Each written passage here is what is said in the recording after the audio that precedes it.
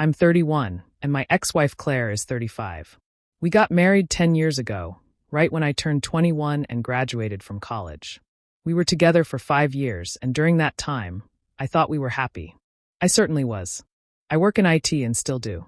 We never fought, and our sex life seemed satisfying. A couple of months before I caught her cheating, she suddenly became cold toward me.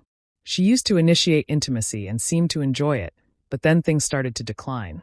What was once daily became once a week, and in the last 2 weeks before I found out, not at all. I caught her because she left her phone out, and it was still open to a naked selfie she had sent to an unknown number. I was crushed but stayed calm and took photos of her phone with mine. Her messages made it clear. She had been sleeping with some guy from the gym while I was at work. I was paying for her gym membership, no less. I didn't confront her. The text told me everything I needed to know. The following Saturday, when I knew she'd be at her so-called double yoga class for 3 hours, I packed up my things and left. I had spoken to a divorce attorney and would be fine.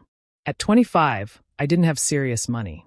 She had inherited around $200,000 from her late father, so she was financially stable. I had no claim to that money, nor did I want one. We had no kids, despite her always saying we'd start a family when she turned 30. That birthday came and went, and instead of having children, she chose to cheat. I was the sole income earner, but she had a college degree and had worked as a schoolteacher before our marriage. I left the divorce papers on the kitchen table. Later, she blew up my phone with apologies, begging and pleading, but I ignored her. Her friends also called, leaving nasty messages, accusing me of being a coward for leaving without a confrontation. I ignored them too. The only person I called was her affair partner's wife. She promptly divorced him. It seemed to work out for Claire, though, because she and her boyfriend married just a few months after our divorce was finalized. The only time I saw her again was in court. I had to pay 0 alimony, and it was a clean break. She never looked at me once and kept her head down. She brought her gym boyfriend along, who kept flexing and trying to act tough, as if he wanted to fight me. I just shook my head, thinking, he gets what he pays for. Since then, I've been on dates and had some casual encounters, but no serious relationships by choice. In many ways, I'm not over my past. I don't love her anymore, but I've lost interest in loving anyone else.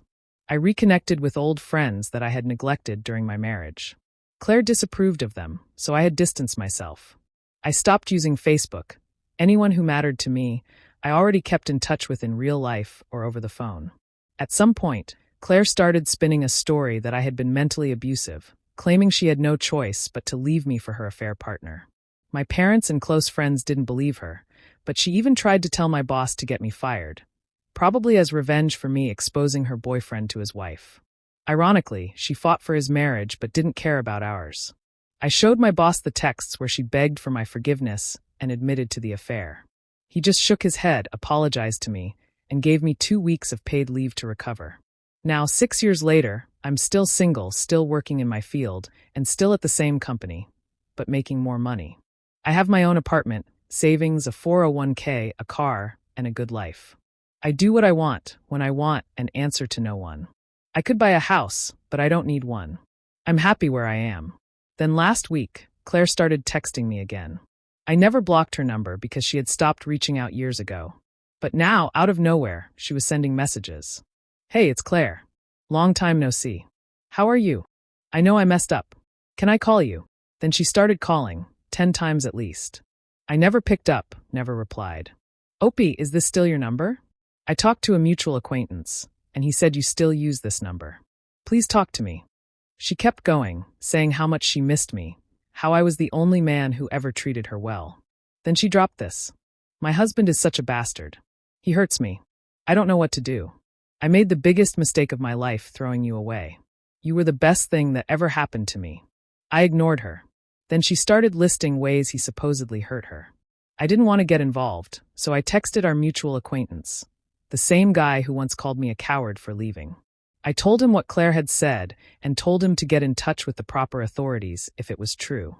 I ended my message with, I don't give a damn about Claire anymore.